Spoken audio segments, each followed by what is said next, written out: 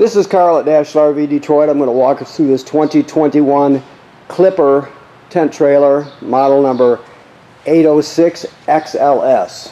So this is a how-to video. I'm not going to set it up and down for you. We can talk about that when you pick up. Also, the Clipper has good videos online on their website to show you that. But like I said, we'll go over it when you pick up. I'm just going to show you some of the features, okay? So first of all, this LP connect right here is used to connect the grill to the LP system. So you do get a grill with this one right here in this black bag. So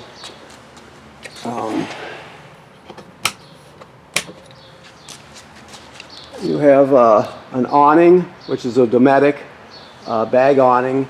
It's the poles in the rafter and everything are stored inside the awning when you roll it up. So everything you need is in there already. So it's very simple and you can't really lose parts on it. So it's a good product.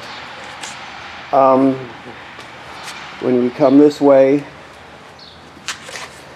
this does have a crank for the roof, as you can see right there. It has a 20-pound LP tank full and a deep cycle marine battery.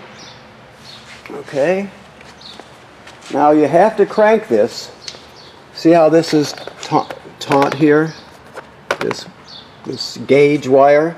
What that is for is to show you how high to crank it so the door will fit properly. Right?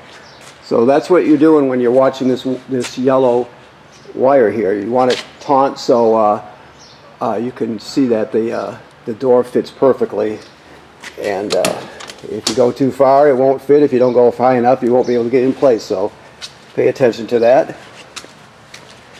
Okay, this is your city water hookup right here.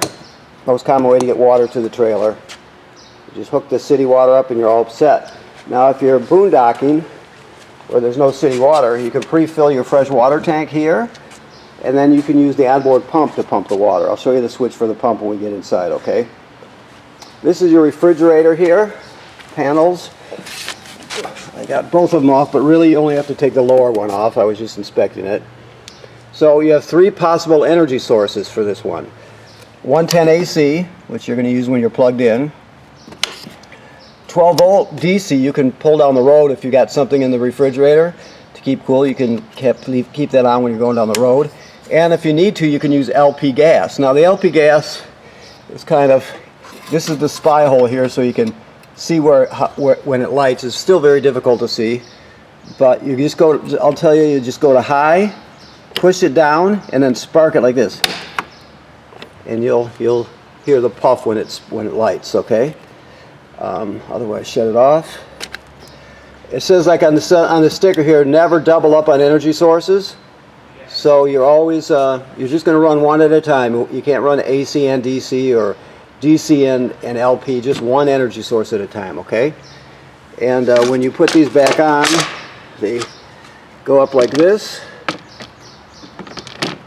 right? And you sort of push it in place here, and then you turn these horizontal like that, and then it's locked into place, okay? Alrighty. Like I stated, this is the fill for the fresh water tank here. You have your cord here, your short cord. We give you an adapter with it, so you can adapt it down to 20 amp if you need to, like plugging it in a home or something. Okay? When you inspect this trailer, it's been inspected, it's in good shape. You inspect these corner caps up here on the roof, all four of them. Any place you see caulk from the factory, look at to make sure there's no cracking or separation. If you see it, you use a clear, on this case I think I use clear. Clear Proflex is a common trailer sealant. Don't use caulk from the hardware store. Go to an RV place. It's the same price basically. It's just different. It's made for the outdoors and the flexing that these things do. So okay. And if you see any cracking, you just go clean it off and go right over it with a new bead, and then smooth it out with your finger. Okay. So you have storage here, of course. This flips over when you're closing up. The keys are right here. Just added storage here. Okay. I turned the both switches on there. One was the floor switch, the what we call it, the door light, the hall light, step light, and then one was the awning. All right, so your table's right here. These here, you can actually sleep on it if you choose to. This one here also, but you'd have to be a kid obviously to fit, or curl up, whatever. But nevertheless, so as we're over here, let's see what we've got. This is your carbon monoxide LP gas detector right here. It should always be green. If it's not green, get it serviced, okay? It's important. This is your power converter here. This converts AC to DC power. Excuse me. So you see you got regular 110 AC circuit breakers here like you see at home, and they're all labeled. And then the power's converted over here from AC over here to DC. So you got 12 volt DC on this side. You got 12 volt fuses here, and they're labeled. This is also a battery tender, so it's going to sense how much energy your battery up front on the tongue has and needs, and as long as you're plugged into shore power, it'll charge it. So it's a distribution panel. It converts AC to DC power plus charges your battery. This is a GFCI plug. All the plugs in the trailer are wired through a GFCI. Your thermostat for your furnace is right here. It has to click to the left to shut it off. So make sure you hear that clicking sound when you go to the left. To turn it on, you're just going to click it to the right. It lights automatically. It'll make 3 attempts to light. It always lights within those three attempts. If for some reason it didn't, check to make sure your gas is on first, of course. Then you click it off and wait 20 seconds or so and click it back on again, and it'll reset it and light it for sure. It always lights. And this is just a charging station for USB, okay? Your refrigerator is here. I showed you the controls were in the back. Now, you have this little, I don't know how well you can see this, but let me make sure before I tell you this. No, this one doesn't have it, so I don't have to worry about that. Sometimes there's a little latch there. This one doesn't seem to have it. Of course, your furnace is right here. Okay. Sorry about my camera work as usual. I'm a lousy cameraman. When I start talking, I forget all about it. You strap this shut here, if you can see that, so this doesn't flap open. This is your cooktop here. You light it with a lighter, 2 burners. Your sink flips right over.